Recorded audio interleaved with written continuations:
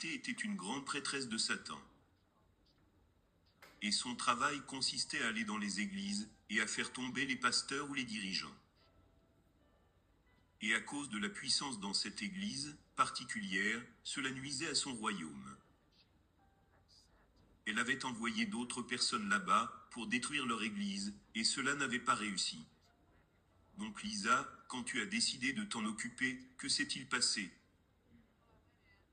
J'y suis allée, en prétendant vouloir des conseils de ce pasteur, qui faisait tellement de choses, en conseillant et en aidant les personnes ayant un passé occulte. Et ma rencontre avec lui a vraiment ébranlé les fondements de tout ce qu'on m'avait appris. On m'avait appris que je servais le pouvoir suprême. Eh bien, 5 minutes après avoir franchi la porte, il a commencé à prier son Dieu. Et ce que cela m'a fait, c'est que cela a vraiment fait des dommages. Tous les pouvoirs démoniaques que je croyais pouvoir contrôler sont sortis. Ont commencé à se manifester. La pièce a commencé à se remplir quand il a prié. Et maintenant, ils ont commencé à me menacer, parce que je les avais mis dans une situation, contre une puissance contre laquelle ils ne pouvaient pas tenir. Et après ce moment, j'ai commencé à remettre en question tout ce qu'on m'avait enseigné dans le satanisme, sur le pouvoir des ténèbres. Parce qu'on m'avait enseigné que je servais le chef suprême, dans les ténèbres, le pouvoir suprême. S'ils sont effrayés par ce ministère chrétien de votre vivant, qu'en est-il de la répercussion de ce qui se passera lorsque vous mourrez? Vous pensiez vous assurer un royaume avec Satan, mais vous ne pouvez même pas gérer les choses dans cette vie. C'est vrai, c'est vrai. Satan n'est qu'un enfant gâté, qui sait que son heure est proche, et il fait tout pour que son petit royaume de château de sable ne soit pas emporté par les eaux. Ce pasteur vous a-t-il demandé d'accepter Jésus? L'avez-vous fait? Il l'a fait, mais je ne l'ai pas accepté. Pourquoi? Tout ce que je savais sur Jésus, c'est aucun pouvoir. Toutes les églises dans lesquelles j'étais allée, beaucoup de chrétiens que j'avais connus étaient des mauviettes. Ils disaient que Dieu était tout-puissant. Mais ils étaient toujours en train de traverser toutes sortes de circonstances. Ils n'avaient aucun pouvoir. Mais cette personne en particulier, il y avait manifestement un pouvoir. Alors pourquoi n'avez-vous pas accepté Jésus? Il y a un autre facteur impliqué dans cela. Après un certain temps, vous êtes tellement habitué au royaume des ténèbres que vous croyez que vous êtes du royaume des ténèbres et que vous ne pouvez pas changer. Le Seigneur a commencé à mettre en place des circonstances miraculeuses. Dans ma vie, Dieu a commencé à orchestrer les gens qui sont entrés dans ma vie. Eh bien, cette personne est entrée dans votre vie. On vous a demandé d'avoir un enfant pour faire le sacrifice. Et vous vous êtes rebellé. Vous ne vouliez pas faire ça. Alors vous avez fui. Vous n'aviez pas peur. Oui, je l'étais. Mais je savais que lorsque j'ai fait les choix que j'ai faits, je savais que si jamais je décidais de partir, il viendrait me tuer. Et j'avais accepté les conséquences. Et ils vous ont envoyé un infiltré. Parlez-moi de lui. Je suis tombée amoureuse de ce type que je croyais être le chat de mon désir. Il était tout ce que j'ai toujours voulu. Et après 6 mois de vie commune, j'ai découvert que lui aussi était un grand prêtre qui avait été envoyé pour surveiller ma vie. Je l'ai confronté avec ce que je savais et j'ai réussi à me séparer de lui. Et peu après, j'ai découvert que j'étais enceinte. Il a été très clair. Étant un grand prêtre, il a dit « c'est mon billet. Cet enfant est mon billet ». Et face à cette option, l'avortement était devenu mon option, ce qu'il n'a pas pris à la légère. On ne fait pas ça, tu n'avortes pas l'enfant d'un grand prêtre. Et donc il a fait irruption dans mon appartement le lendemain, avec certains de ses amis, ont détruit à peu près tout ce qu'il y avait dedans, et m'ont battu tellement violemment. On m'a dit que je ne pourrais jamais avoir d'enfant. Et à ce moment-là, j'ai fui. Je me suis enfuie sur la côte ouest, et je me suis enterrée en travaillant pour les studios de cinéma, en essayant de me cacher autant que possible. Mais vous aviez une grand-mère qui ne vous a pas abandonné, qui savait que vous étiez entré en contact avec Dieu. Oui, elle m'appelait tout le temps au fil des années. Je me trouvais en plein péché, et là, Le répondeur s'allumait, et je l'entendais dire, « Seigneur, aie pitié de cet enfant. Je ne sais pas ce que tu as fait. Mais j'ai parlé à Dieu, et il m'a dit de t'appeler, et de te dire d'arrêter. » Quand elle a dit ces choses, qu'avez-vous pensé? J'avais l'habitude de penser, cette grand-mère est tout juste, elle a tout compris. Elle sait vraiment, elle a de la puissance spirituelle. Je n'ai jamais pensé à la source de ce pouvoir spirituel. Mais quand elle m'a appelé et m'a dit, je n'ai pas besoin de savoir tout ce dans quoi tu as été impliqué. Mais tu dois trouver un homme qui croit en la puissance de Dieu, leur dire dans quoi tu as été impliqué et leur demander de l'aide. Et je l'ai fait. Mais je n'ai eu aucun résultat. Pourquoi? Eh bien, la première église où je suis allée, le pasteur a eu un peu peur et a dit, « Nous ne voulons pas de problème ici » et m'a montré la porte. Parce que beaucoup d'églises, bien qu'elles affirment la puissance de Dieu, elles nient qu'il y a un diable. Elles prennent la moitié de la Bible et y croient et rejettent l'autre moitié.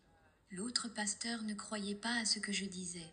Un autre m'a dit, « Eh bien, ce que vous devez faire, c'est que vous devez prier tous les jours, aller à l'église chaque semaine, lire votre Bible tous les jours. » Et il me donnait toutes ces choses à faire étape par étape.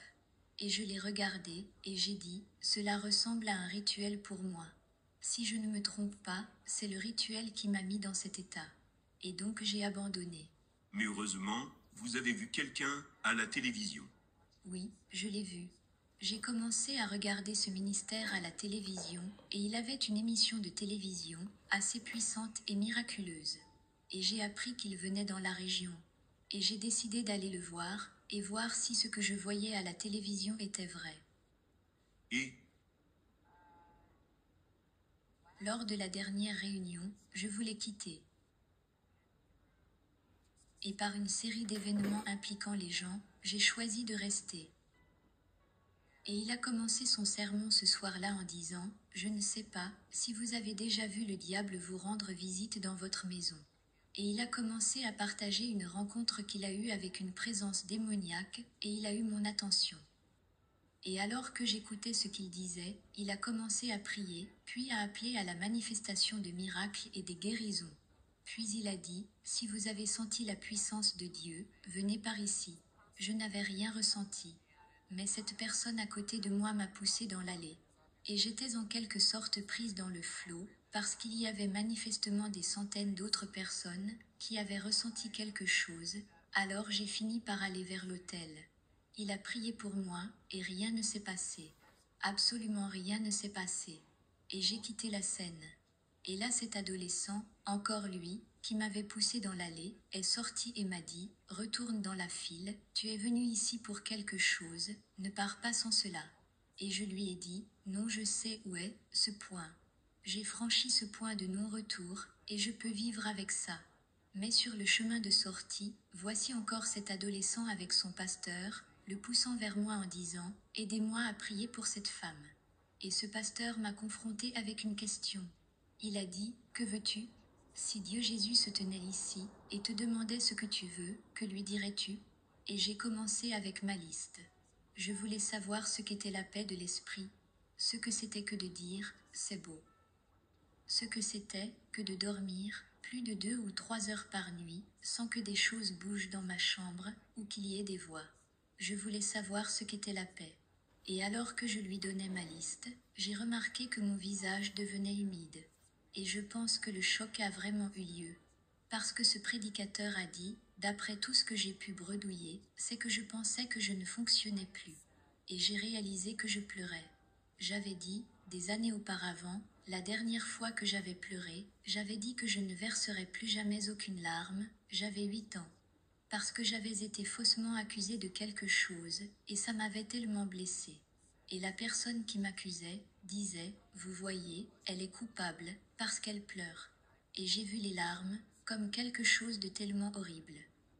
Mais à travers ces larmes, il m'a demandé, si Dieu pouvait te donner ces choses, lui donnerais-tu une chance ? Et j'ai dit, certainement. J'ai passé un contrat avec le diable une fois, je peux certainement faire la même chose pour Dieu et lui donner une chance. Et il m'a conduit dans une prière, reconnaissant que j'étais une pécheresse, et demandé au Seigneur de me pardonner. Et c'est ainsi qu'a commencé le changement dans ma vie. Que s'est-il passé cette nuit-là, quand vous êtes rentré? J'ai commencé à conduire de San José au centre de Los Angeles. Et plus je conduisais, et plus je me sentais comme ivre. J'avais des nausées. Je n'avais pas bu d'alcool, mais je me sentais ivre. Et je me souviens m'être arrêtée pour prendre de l'essence, et alors que je me lavais les mains dans les toilettes, j'ai commencé à rire. Juste à rire. J'étais tellement ivre, et je riais tellement fort. J'ai même jeté mon portefeuille au caissier. Mais vous n'avez pas bu d'alcool? Non. Tout ce que je peux dire, c'est que Dieu faisait de la chirurgie spirituelle en moi, et le rire était un anesthésiant. Il utilisait le rire. Vous savez que la Bible dit que le rire agit comme un médicament. Il utilisait ce rire pour accomplir beaucoup de guérisons en moi. Parce que j'étais entrée dans le satanisme à cause de mes blessures. Et vous ne pouvez pas simplement arrêter quelque chose si vous ne vous débarrassez pas de la cause. Vous pouvez traiter le symptôme, mais si tu n'atteins pas la blessure, tu vas juste substituer un autre symptôme. Alors le Seigneur a utilisé ça, et il a commencé à m'opérer. Et pendant quelques jours, j'étais juste ivre. Quand je suis rentrée à la maison, je suis allée dormir, à 11h30 du matin. Je n'avais pas dormi depuis 2 jours. Je me suis couchée à 11h30 du matin. Je me suis réveillée à 9h30 le lendemain matin. 22 heures plus tard, dans la même position, Comment te sentais-tu? toujours ivre. Et depuis, ça n'a été rien d'autre que des changements. Une grande aventure, à regarder le Seigneur, me faire passer d'une étape de liberté à une autre. Oui. Mais on ne part pas, en tant que grande prêtresse de Satan en disant juste, au revoir les gars, je suis maintenant une croyante en Jésus. J'ai entendu que la fille d'un des plus grands prêtres, ou qui se dit le plus grand prêtre de Satan dans le monde, est venue après vous. Parlez-moi de cela. Oui, ils ont envoyé des hommes de main, des gens qui vont soit vous tuer, soit vous ramener, pour me tuer. 3 hommes de main. Je me suis retrouvée dans le désert. Et je leur ai dit, au nom de Jésus, vous devez me laisser partir. Et ils l'ont fait. J'aurais dû leur dire au nom de Jésus, vous ne pouvez pas me toucher, parce que j'étais un peu mal en point, quand ils m'ont laissé partir. Mais le Seigneur m'a délivré de cette situation. Et plus tard j'ai demandé au Seigneur, comment ont-ils pu faire cela? Parce que je savais que ces hommes, qui ne m'avaient pas tué, allaient être tués, pour ne pas avoir rempli leur mission. Et le Seigneur m'a conduit dans le livre des Romains, où il est dit que si nous avons été ensevelis avec le Christ, par le baptême, nous entrons dans la famille de Dieu. Nous avons été ensevelis avec lui dans sa mort, et l'ancien moi, la seule personne qu'ils avaient le droit de tuer, était l'ancien moi. C'est elle qui a fait toutes ces choses. Et quand j'ai accepté le Seigneur, je suis devenue une nouvelle création. Et tant que je garde l'ancien moi mort, il gardera le nouveau moi vivant. C'est comme ça que je suis partie. Le diable a un pouvoir. Vous le savez? Oui, Êtes-vous en train de me dire qu'il n'a rien, comparé à la puissance de Dieu? rien. Il a des contrefaçons, emballées dans de jolis paquets, qu'il utilise depuis la nuit des temps, pour tromper les gens, et leur faire croire qu'il a le pouvoir ultime. Afin que les gens ne sachent jamais qu'il n'y a pas seulement un pouvoir ultime en Dieu, mais qu'une partie de ce pouvoir est la force de l'amour que Dieu a pour les gens. Si vous ne connaissez pas Dieu, vous ne connaissez pas l'amour. Si vous ne connaissez pas l'acceptation, vous n'avez aucun moyen de gérer avec ce qui se passe dans ce monde. Connaître Dieu, c'est connaître l'amour.